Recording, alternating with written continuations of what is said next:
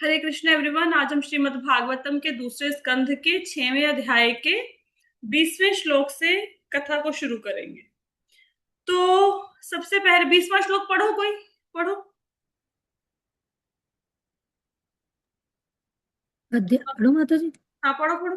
आध्यात्मिक जगत जिसमें भगवान की 3/4 ऊर्जा समाहित है, इस भौतिक जगत से परे स्थित है। और ये विशेष रूप से उन लोगों के लिए है जिनका पुनर्जन्म कभी नहीं होगा। अन्य जो पारिवारिक जीवन से जुड़े हैं और ब्रह्मचर्य के व्रतों का कड़ाई से पालन नहीं करते, उन्हें तीनों भौतिक जगतों में ही रहना पड़ता है। राइट।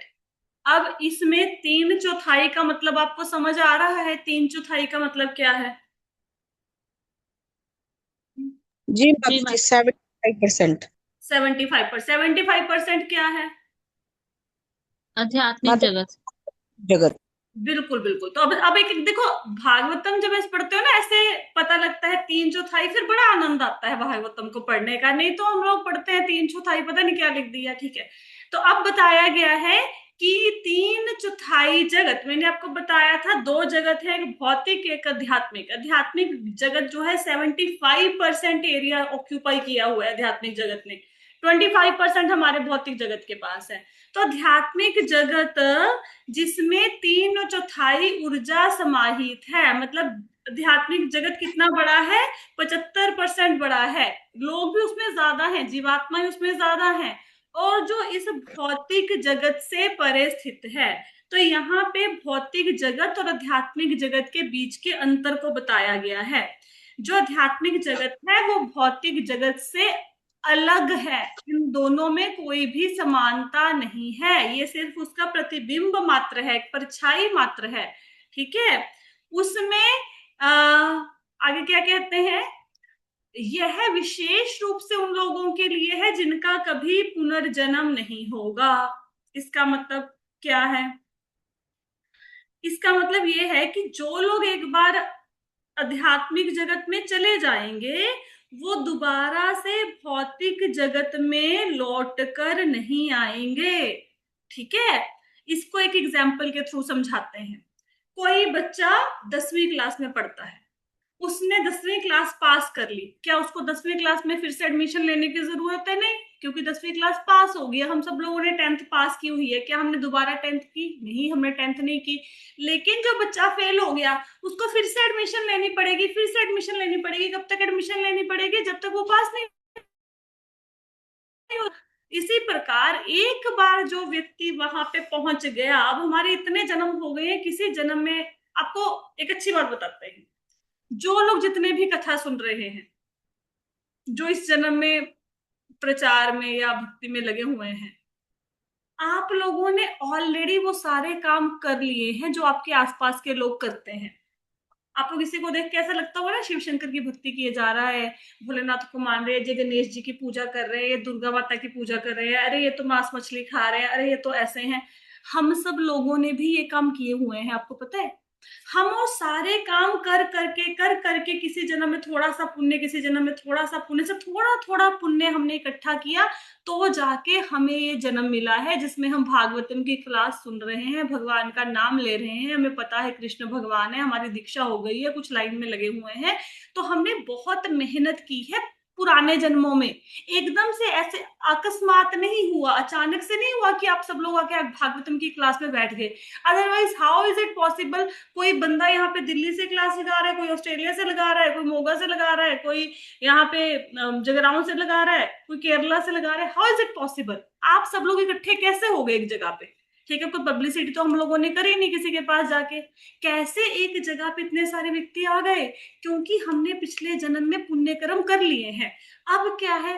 अब जितने भी हमने पुण्य कर्म किए, देखो, एक बहुत अच्छी बात होती है हमारे जीवन में कि सपोज मुझे भगवत धाम जाने के लिए 100 नंबर चाहिए। तो 100 नंबर में से सपोज करो पिछले जन्मों में मैंने 30 नंबर कमा लिए। 30 नंबर मैंने, मतलब इतना पुण्य, इतने अच्छे कर्म इकट्ठे कर लिए कि मैं भगवत जाने के लिए मेरे 70 नंबर रह गए। तो इस जन्म में हमारी जर्नी 31 से शुरू होगी, वो पिछला बैलेंस हम लेके चल रहे हैं। तो अभी हमारे जीवन में ये समझो हमने बहुत बड़ा एक टारगेट कंप्लीट कर लिया। जैसे कहते हैं ना, हाथी निकल गया पूंछ रह गई। हम सब लोग वो हैं जो पूंछ पकड़ के बैठे हुए हैं। क्योंकि इसका प्रमाण क्या है? आप बोलोगे माता जी इसका प्रमाण क्या है कि हमने बहुत बड़ा टारगेट अचीव कर लिया भगवान की तरफ जाने का? इसका प्रमाण ये कि आप भागवतम की क्लास लगा रहे हो, इससे बड़ा प्रमाण कोई नहीं हो सकता। जो व्यक्ति जीवन में भागवत की क्लास लगाता है सबसे बड़ा प्रमाण है। अदरवाइज पुण्य के बिना आप सोचो, आपके गली मोहल्ले में इतने लोग हैं, आपके रिश्तेदार है, कोई भागवत की क्लास लगा रहे हैं इस समय?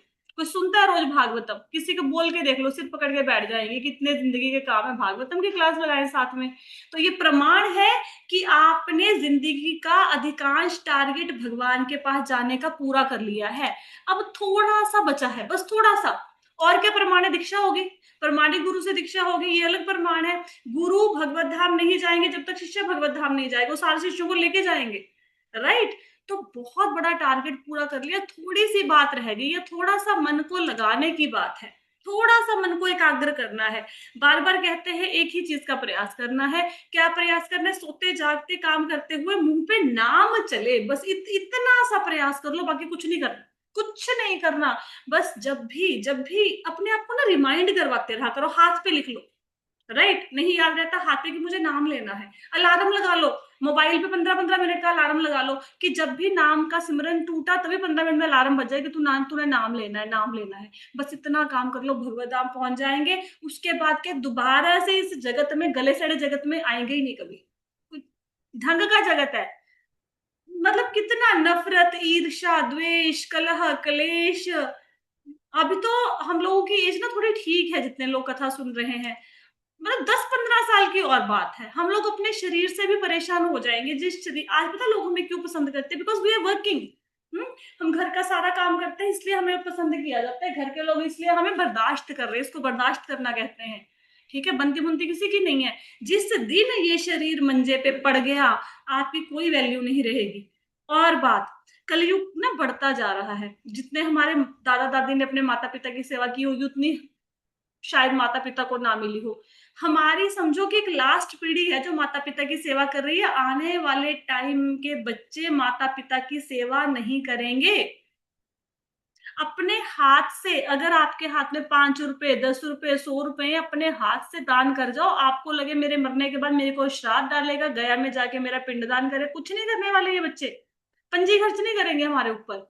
हमने क्या करना है? हमने नाम लेना है, और तो हम कुछ नहीं कर सकते, कुछ नहीं कर सकते। आप करके देखो, प्रण ले लो कि मुझे रोज भागवतम पढ़नी है 1 पेज, और मुझे 15 दिन के बाद आके बता देना कि माता जी मेरा प्रण पूरा हो गया ना। कोई ऐसी माया खींचेगी, ऐसी खींचेगी आपको, कोई घर में बीमारी आ जाए, बच्चों के पेपर आ जाए, शादी आ जाए, कुछ भी आ जाए, माया पकड़ के खींच लेगी, प्रण ही पूरे नहीं हो पा रहे।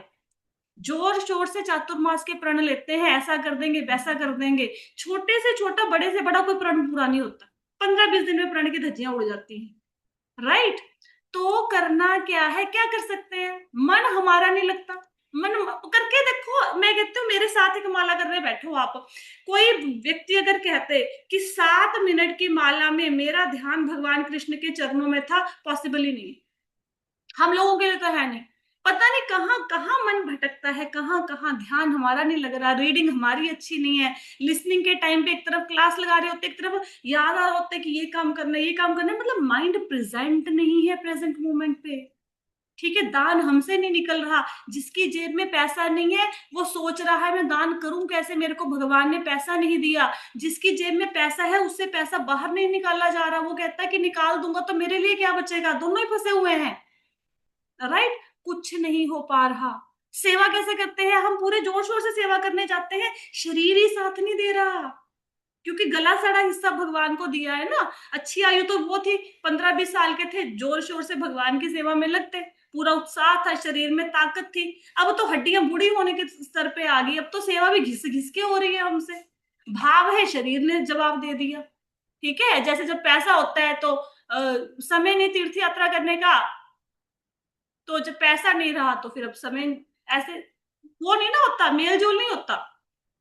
समय है, पैसा नहीं, पैसा है, समय नहीं। तो हम कर क्या सकते हैं भाई? हम क्या करें? हमारे जैसे बद्ध जीव क्या करें? मन तो है भगवान के धाम में जाने का, ऊपर से भगवान के प्रति अनुरक्ति भी नहीं है नहीं अनुरक्ति। जितना मर्जी दिखाए, अनुरक्ति होती तो दिन में 10 बार रोते हम कि भगवान के पास जाना है, हमें जाना है, जाना है।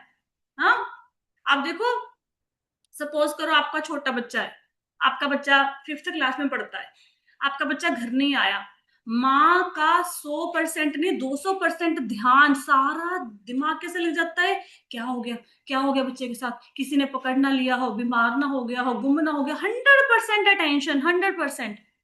क्या हम पूरे 24 घंटों में एक बार भी भगवान के प्रति ऐसी अटेंशन आई है, 1 मिनट के लिए, 30 सेकंड के लिए, कभी वो पल आया है कि एकदम से फोकस्ड भगवान की तरफ? बटे हुए हैं, बिखरे बिखरे जी रहे हैं हम, बिखरे बिखरे, किसी जगह पे प्रेजेंट नहीं है। किचन में खड़े हैं, किचन में याद आ रहा है कि बच्चे को पढ़ाना है। एक एक अब कोई माता जी का नाम लेते हैं, जैसे क्या, अनीता माता जी। एक अनीता माता जी खड़ी है किचन में, एक अनीता माता बच्चे के बस पढ़ा रही है, क्योंकि दिमाग वहां चल रहा है। एक अनीता माता का दिमाग चल रहा है मायके में कि मेरी माँ की हालत इस समय की क्या होगी, पता नहीं भाई भाभी देख रहे होंगे कि नहीं होंगे। एक अनीता माता खड़ी होगी बच्चों के करियर की तरफ कि पता नहीं मेरे बच्चे का क्या होगा। बिखरी बिखरी जिंदगी है। भौतिक जगत में भी पूरे नहीं है, आध्यात्मिक में तो पूरा छोड़ो ही। ऐसा जीव क्या करे, फिर हम क्या करें, मर जाएं? नहीं, क्या करना है, बस एक ही बात करनी है, मन को ट्रेन करना है। और मन ऐसे ट्रेन होगा नहीं, होगा नहीं। आप ना, मतलब बिना डंडे के काम नहीं होता। आप बच्चे को कोई चीज समझा रहे हो, वो समझ नहीं आएगी। अगर किसी बात पे उसको थप्पड़ पड़ जाए एक पे, वो बात जिंदगी भर याद रखेगी कि मम्मी ने मुझे मल्टीप्लाई का सम करवाया था, मेरे को नहीं आया तो मेरे को कुछ पेट पड़ गई। हमारा मन ऐसा ही है। बड़ी बड़ी कंपनियों में पता है क्यों रखे होते हैं ये सुपरवाइजर, क्यों रखते हैं? मैं जब ब्रांच मैनेजर थी ना, तो मैं अपने ना जो जूनियर टीम है उससे बोलती होती थी। मैंने कहा जो काम मैं यहाँ पे बैठ के करती हूँ ना, कोई 10वीं पास बंदा भी यहाँ पे बिठा लेना, वो भी कर सकता है। कोई काम नहीं होता था मेरे पास। मैंने कहा तुम लोग जो नालायकियां करते हो ना, तुम लोग जो गलतियां करते हो, उसको सुधारने के लिए मुझे यहाँ पे बिठाया गया है। अगर तुम गलतियां ना करो, अपना काम ढंग से करो, मैनेजर की जरूरत ही नहीं है। That's why everywhere there is a manager. Hotel में मैनेजर होता है, स्टोर में मैनेजर होता है, स्कूल में प्रिंसिपल होता है। क्यों? क्योंकि डंडा चाहिए, डंडा हमें। हम डंडे के बिना काम नहीं करेंगे, राइट? सपोज करो आपके पतिदेव आपको बोल दे कि कोई बात नहीं, मैं खा लूंगा बाहर से खाना, कोई जरूरत नहीं है खाना बनाने की। उस दिन मन ही नहीं करेगा रसोई में जाने का, खुद का खाना भी नहीं बनाएंगे, पसर जाएंगे, कोई बात नहीं मैगी बना के खा लेंगे, आज ऐसे ही कर लेंगे, है ना? तो हमें चाहिए डंडा। डंडे के थ्रू ही हम काम करते हैं। वो डंडा कैसे पड़ेगा? अब डंडा कौन रखेगा? भक्ति के लिए कोई डंडा पड़ता है? अब भक्ति के लिए कोई डंडा ही नहीं है यार, सबसे बड़ी प्रॉब्लम ये है। अगर भक्ति के लिए भी कोई हमें चांटा मारे तो हम भक्ति करें। गुरु क्या है? गुरु ने दीक्षा दी और गुरु कहते भाई नाम जपो। गुरु अपने प्रचार में लगे हुए हैं, शिष्य बैठा है, उसके ऊपर कौन सा कोई डंडा है? गुरु क्या देखने आएंगे घर पे? उन्होंने तो बता दिया, और गुरु शिष्य के ऊपर डंडा है नहीं, और जगत डंडे के बिना चल नहीं रहा। राइट? बात समझ रहे हैं? तो डंडा कोई नहीं मारेगा, डंडे माया मार रही है, वो दिखती नहीं। और माया तो लगी हुई है त्रिशूल लेके मारने के लिए। कभी घर वाले ने कुछ कह दिया, कभी सास ने कह दिया, कभी ससुर ने कह दिया, कभी शरीर की प्रॉब्लम आ गई, माया तो डंडे मारी जा रही है। पर हम इसको भक्ति के साथ रिलेट ही नहीं कर पा रहे कि माया का डंडा है जो आज घर वाले से जो लड़ाई हुई है, माया का डंडा है कि भौतिक जगत दुखालय में चलो भगवान की शरण में लो। नहीं, हम रिलेट नहीं कर पा रहे हैं। तो क्या करना है? किसी भी तरीके से साम दाम दंड भेद जो मर्जी यूज करो। जैसे बच्चे को पढ़ाते हो ना, चपेड़ से पढ़ा नहीं पढ़ा, प्यार से पढ़ाया, लालच देके पढ़ाया, तेरे को घुमाने ले जाएंगे, तेरे को ब्रेक देंगे, ये करेंगे वो करेंगे, थोड़ा पढ़ाया फिर ब्रेक दे दिया। ऐसे मन को लालच दो, छोटे छोटे लालच, छोटे छोटे लालच। कैसे? कि बस आज तूने ना पूरा दिन चाहे भगवान का नाम याद ना कर, बस ये जो आधा घंटा है ना, इसमें भगवान का नाम बीच बीच में लेते रहेंगे। या मन को बोलो कि अलार्म जब बजेगा ना तब हरे कृष्णा बोलना है, बस पूरा दिन चाहे ना बोलना कोई बात नहीं। धीरे धीरे मन को ना वो लॉलीपॉप देना शुरू करो, जैसे तैसे करके। फिर आप देखना एक अवस्था आपकी ऐसी आएगी। मेरे पास तो जैसे कहते हैं ना, गुरु गुड़ रह गया चेला चीनी हो गया, ये वाले लोग बहुत आते हैं कि जिन लोगों को कभी हम बताते होते थे कि ऐसे भक्ति करो, वो कितनी बहुत ज्यादा आगे निकल गए, हम तो कुछ भी नहीं रहे उसके सामने।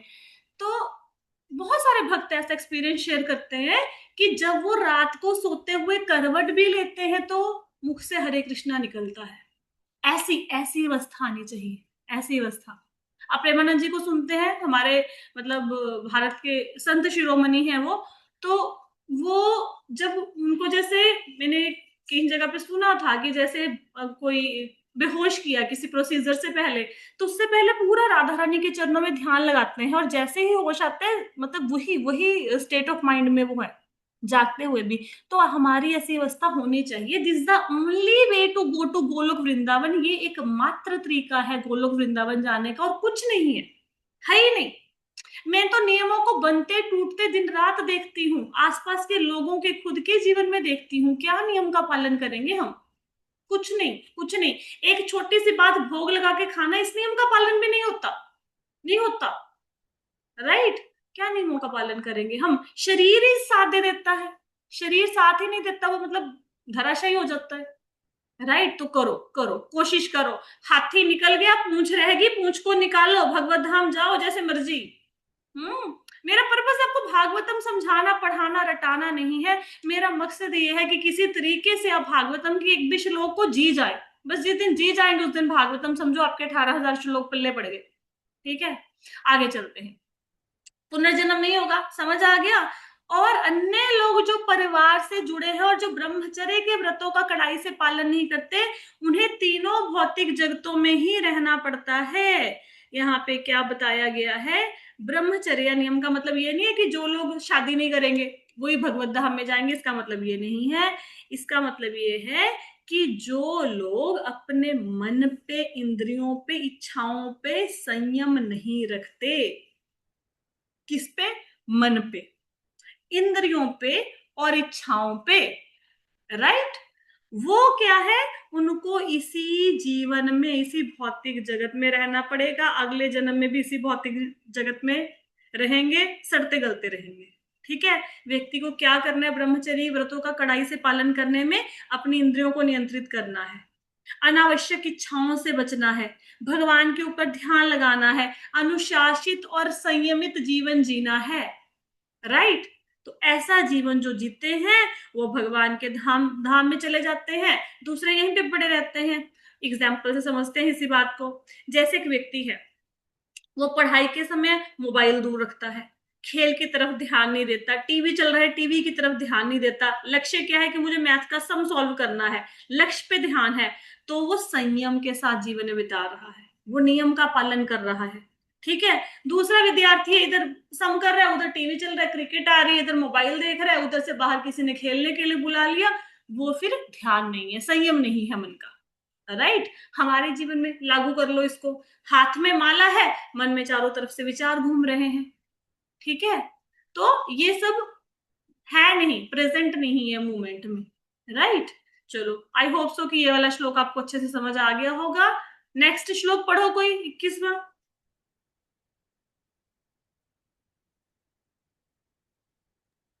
हरे कृष्ण माता जी। पढ़िए। अपनी शक्तियों से सर्वव्यापी भगवान नियंत्रण और भक्ति सेवा के कार्यों में सर्वव्यापी स्वामी हैं। वे अज्ञान और समस्त परिस्थितियों के तथात्मक ज्ञान दोनों के परम स्वामी हैं। इसमें क्या बताया गया है? इसमें बताया है कि भगवान सर्वव्यापी है, तो भगवान अपनी शक्ति के माध्यम से हर जगह पे हैं। जैसे सूर्य का एग्जाम्पल दिया जाता है, सूर्य तो ऊपर आकाश में है, ठीक है, सूर्य भगवान तो सूर्य लोक में है। राइट? विवस्वान जो है वो तो सूर्य लोक में है, लेकिन वो अपनी किरणों के माध्यम से पूरे संसार में है।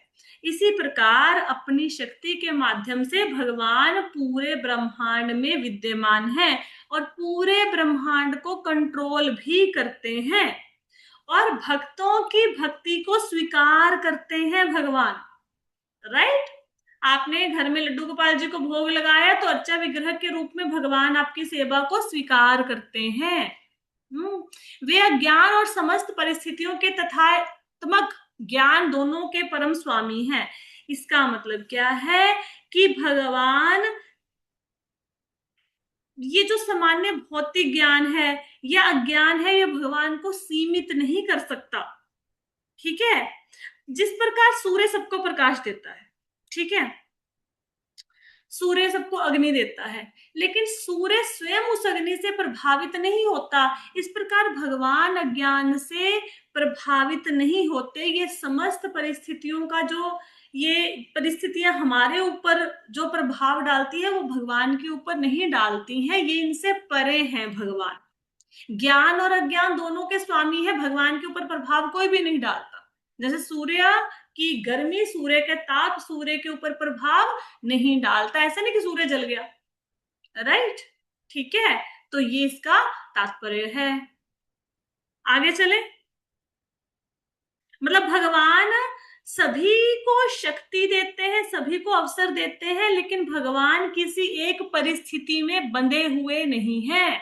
हम परिस्थितियों में बंधे हुए हैं, भगवान परिस्थितियों में बंधे हुए नहीं हैं, सिचुएशंस के में बंधे हुए नहीं हैं, उनको सिचुएशंस इफेक्ट नहीं करती हैं, राइट। अब जैसे भगवान राम को वनवास हुआ, हम सोचे वो परिस्थिति में बंध गए, उनको वनवास लेना पड़ा, तो भगवान राम परिस्थिति, और वो तो पूरे जगत को नियंत्रित करते हैं, वो चाहते तो वनवास को पलट देते, ठीक है, माया को आदेश देते हैं, माया सबकी बुद्धि पलट देती, वनवास भी पलटा जाता है, लेकिन उनका लक्ष्य था कि मुझे जाना है वहां पे, ऋषि मुनियों को दर्शन देने हैं, राक्षसों का वध करना है। ऐसा नहीं कि परिस्थिति के बंधन में बंध के वो वन में गए, राइट। हम परिस्थितियों के बंधन में बंधे हुए हैं। 22वां श्लोक पढ़िए कोई। जी माता जी। उस परमेश्वर से समस्त ब्रह्मांड और समस्त भौतिक स्वरूप, सभी भौतिक तत्व, गुण और इंद्रियां उत्पन्न होती हैं, फिर भी वे इन भौतिक अभिव्यक्तियों से वैसे ही विरक्त हैं जैसे सूर्य अपनी किरणों और ऊष्मा से पृथक होता है। राइट, चलो वो जो एग्जाम्पल पिछले श्लोक में दी थी वो इस श्लोक में भी आगे क्या कहते हैं कि जो भगवान है, भगवान से ही सारा ब्रह्मांड, भौतिक तत्व, भौतिक गुण और इंद्रियां उत्पन्न होती हैं। ब्रह्मांड ये सारा जगत, सारे लोग ऊपर से नीचे तक 14 लोग। भौतिक तत्वों में क्या आ गया? पंच महाभूत, पृथ्वी, जल, अग्नि, वायु, आकाश। तीनों गुणों में क्या आ गया? सतो, रजो, तमो गुण। और इंद्रियों में क्या आ गया? आंख, कान, नाक, जीभ, त्वचा, इंद्रिय और इंद्रियों के विषय। विषय मतलब देखना, सुनना, सूंघना, स्वाद और स्पर्श। ये सब कुछ कहां से उत्पन्न हुआ? ये भगवान से उत्पन्न हुआ, लेकिन भगवान इन सब से अलग हैं और इन सब से अप्रभावित रहते हैं। भगवान के ऊपर इन सब चीजों का कोई प्रभाव नहीं पड़ता। जिस प्रकार सूर्य से गर्मी और प्रकाश निकलते हैं, लेकिन सूर्य खुद अपनी किरणों में खो नहीं जाता, खुद अपनी गर्मी में झुलस नहीं जाता, इस प्रकार सारा संसार भगवान से उत्पन्न हुआ है, लेकिन भगवान संसार में भौतिक गुणों में, पंच महाभूतों में बंधे हुए नहीं हैं। संसार भगवान से निकल रहा है, लेकिन भगवान संसार से बंधे हुए नहीं हैं। हम बोले सतोर जो तमोगुण भगवान से है, तो भगवान भी किसी न किसी गुण में रहते हो ना, भगवान इन गुणों में नहीं रहते, इनसे परे हैं, राइट। आगे 23वां श्लोक पढ़िए। बलि अनुष्ठान करने के लिए बलि सामग्री जैसे नहीं, फूल, जब मैं भगवान महाविष्णु के गर्भ, जब जब मैं भगवान महाविष्णु के गर्भ कमल फूल से उत्पन्न हुआ, तब मेरे पास भगवान के शारीरिक अंगों के अलावा यज्ञ अनुष्ठानों के लिए कोई सामग्री नहीं थी। हाँ, तो यहाँ पे किसकी बात हो रही है? कौन ये बात कर रहा है? ब्रह्मा जी। हाँ हाँ, ब्रह्मा जी बात कर रहे हैं, समझ आई। तो यहाँ पे क्या बताया गया है? यहाँ पे बताया गया है कि जब ब्रह्मा जी भगवान से उत्पन्न हुए, राइट। अब यहाँ पे लिखा हुआ है महाविष्णु, और एक्चुअल में ब्रह्मा जी गर्भोदक्षय विष्णु से प्रकट हुए हैं, ठीक है। तो यहाँ पे क्या बताया गया है कि जब ब्रह्मा जी कहते मैं भगवान विष्णु से प्रकट हुआ, कैसे प्रकट हुए थे? कमल का फूल निकला था भगवान की नाभि से, भगवान के नेवल से, ठीक है, वहां पे ऊपर विराजमान थे ब्रह्मा जी। अब उस समय क्या था कि ब्रह्मा जी ने करना था यज्ञ, लेकिन ब्रह्मा जी के पास कोई सामग्री नहीं थी यज्ञ करने के लिए। यज्ञ करने के लिए सामग्री चाहिए होती है ना, घी चाहिए, बर्तन पात्र चाहिए, ठीक है, डालने के लिए सामग्री चाहिए, अग्नि में सब कुछ चाहिए, लेकिन उनके पास कोई यज्ञ की सामग्री नहीं थी, ठीक है, ये बताया गया है। आगे पढ़िए, आगे दोनों श्लोक पढ़ दीजिए, 24-25। बलि बलि अनुष्ठान करने, पढ़ो माता जी। हाँ पढ़ो ममता, मत पढ़ो। बलि अनुष्ठान करने के लिए बलि सामग्री जैसे फूल, पत्ते और भूसा, बलि वेदी और उपयुक्त समय की आवश्यकता होती है। अन्य आवश्यकताएं बर्तन, अनाज, घी, शहद, सोना, मिट्टी, पानी, ऋग्वेद, यजुर्वेद और सामवेद तथा यज्ञ करने के लिए 4 पुरोहित हैं। अब यहाँ पे बताया गया है कि बलि, बलि का मतलब आपने क्या समझना है? बलि मतलब व्हाट? क्या होता है बलि? माता जी यज्ञ। यज्ञ। यहाँ पे बलि क्यों लिखा गया है? क्योंकि गूगल ट्रांसलेट किया गया, तो गूगल ने इंग्लिश को हिंदी में कन्वर्ट किया। इंग्लिश में कहते हैं सेक्रीफाइस, हिंदी में सेक्रीफाइस को उसने बलि बना दिया। बट दिस इज यज्ञ। ठीक है। अब यज्ञ करने के लिए सिर्फ इच्छा तो काफी नहीं होती कि मैंने इच्छा कर ली मेरे यज्ञ हो जाएगा। उसके लिए चीजें चाहिए होती हैं। फूल चाहिए होते हैं, पत्ते चाहिए होते हैं, सामग्री चाहिए होती है, यज्ञ की वेदी चाहिए होती है, और एक समय होता है, एक निश्चित समय होता है, एक मुहूर्त होता है जिसमें वो यज्ञ करना है। जैसे कि खाना बनाना है, खाना बनाने के लिए बोलो मुझे खाना बनाना है, ये कहना तो पर्याप्त नहीं। आपको बर्तन चाहिए, गैस चाहिए, पानी चाहिए, सामग्री चाहिए। अब आप देखोगे कि ब्रेकफास्ट का टाइम है तो ब्रेकफास्ट वाली आइटम बनाओ, लंच का टाइम है तो लंच वाली आइटम बनाओ, सही समय पे सही चीज बनाओगे आप। उसी प्रकार यज्ञ के लिए भी सामग्री, वेदी, उचित समय और सही विधि की जरूरत होती है। ठीक है, ये बताया गया है 24वें श्लोक में। और भी बहुत सारी चीजें चाहिए होती है। 25वें श्लोक में बताया क्या चाहिए? बर्तन चाहिए, अनाज चाहिए, घी चाहिए, शहद, सोना चाहिए, मिट्टी, पानी, और ऋग्वेद, यजुर्वेद, सामवेद, ये सब वेदों के ज्ञाता चाहिए, ऋषि चाहिए, और यज्ञ करने के लिए पुरोहित चाहिए। तो ये एक विस्तृत प्रक्रिया है, बहुत बड़ा एक अरेंजमेंट है यज्ञ करना। ठीक है। जैसे स्कूल में एक बहुत बड़ा प्रोग्राम करना है तो सिर्फ वहां पे विद्यार्थी है, स्टूडेंट है, वो तो काफी नहीं है। समय, स्थान, किस कुर्सी, मेज, स्टेज, सब कुछ चाहिए। तो इसलिए यज्ञ करने के लिए बहुत सारी चीजों की आवश्यकता होती है। राइट। आगे आई होप सो कि आपको 24वां 25वां श्लोक समझ आ गया होगा। जी माता जी। ठीक है, आगे पढ़े, पढ़िए 26वां। अन्य आवश्यकताओं में विशिष्ट शास्त्र के अनुसार विशिष्ट उद्देश्यों और विशिष्ट प्रक्रियाओं द्वारा विशिष्ट भजनों और प्रतिफल की प्रतिज्ञाओं द्वारा देवताओं के विभिन्न नामों का आवाहन करना शामिल है। हाँ, अब यहाँ पे क्या बताया गया है? अब यज्ञ में ऐसा नहीं कि केवल फूल, घी, अनाज, सामग्री आ गया, उसके लिए मंत्र भी चाहिए, और मंत्रों को उच्चारण करने की भी विधि है, और विशेष उद्देश्य की प्राप्ति के लिए मंत्र बोले जाते हैं। ठीक है। इन मंत्रों द्वारा अलग अलग देवताओं का आवाहन किया जाता है और उनसे किसी विशेष आशीर्वाद के लिए प्रार्थना की जाती है। ठीक है। किसी देवता का वाहन करते हैं, उससे फिर वो चीज मांगते हैं जिस उद्देश्य की प्राप्ति के लिए यज्ञ किया गया। जैसे पुत्र कामेष्टि यज्ञ किया महाराज दशरथ ने। ठीक है। तो उसमें उनकी क्या इच्छा थी कि मुझे पुत्र मिले, तो देवता का वाहन किया, वो घी का पात्र लेके आए। ठीक है। सिर्फ समान होने से कुछ नहीं होता, तो आपको पता होना चाहिए कि यज्ञ में क्या करना है, किस सीक्वेंस में करना है, किस उद्देश्य से करना है। अब जैसे वृत्तासुर राक्षस की कथा आपने पढ़ी होगी या नहीं भी पढ़ी होगी मे बी। तो वृत्तासुर राक्षस की उत्पत्ति क्यों की गई थी? ताकि वो इंद्र को मार सके। राइट। तो यज्ञ में मंत्र का उच्चारण गलत हो गया तो वृत्तासुर राक्षस प्रकट हो गया। अगर यज्ञ में किसी भी मंत्र का उच्चारण गलत हो जाए, हाँ, तो उसका प्रभाव गलत हो सकता है। और मंत्रों के उच्चारण की भी एक लय होती है। ठीक है। उसी लय में मंत्रों का उच्चारण करना पड़ता है। कभी आप साउथ से जो ब्राह्मण इत्यादि आते हैं उनको यज्ञ करते हुए देखिए, वो एक लय में गाते हैं। सबके सब जो वहां पे यज्ञ करते हैं एक लय में गाते हैं, और उनका जो ध्वनि है वो उनको पता होता है यहाँ पे साउंड हाई करना है, लो करना है, मीडियम करना है, उसी लय में गाया जाता है। ऐसा नहीं कोई भी व्यक्ति यज्ञ कर देगा। इसलिए यहाँ पे बोला गया है, चैतन्य महाप्रभु बोलते हैं कलयुग में कोई व्यक्ति यज्ञ नहीं कर सकता, क्योंकि ना ही तो वैसे ब्राह्मण है यज्ञ कराने वाले, ना ही सामग्री है। राइट। तो कलयुग में सिर्फ नाम यज्ञ ही हो सकता है और कोई यज्ञ नहीं हो सकता। एक बार हमने ये देखा था, ये आर्ट ऑफ लिविंग वाले हैं, ये करते हैं कौन सा, नवरात्रि आ रही है ना अभी, तो नवरात्रि में एक 7 दिन के लिए वो यज्ञ करते हैं, यज्ञ सॉर्ट ऑफ। ठीक है। आहुति इत्यादि डालते हैं। 7 डेज होता है, डोंट नो कि पता नहीं 3-4 दिन के लिए, तो बहुत देर होगी वो छोड़े हुए आर्ट ऑफ लिविंग, तो भी याद नहीं है। तो उसमें ना एक किसी मंत्र का उच्चारण गलत हो गया, तो पूरे आकाश में हम लोग वहीं पे बैठे थे, आसपास ही, तो पूरे आकाश में ऐसे ना बादल छा गए थे, बिल्कुल काला हो गया था आकाश, क्योंकि मंत्र का उच्चारण गलत हो गया था। और वहां पे हमने मंत्रों के प्रभाव को देखा है।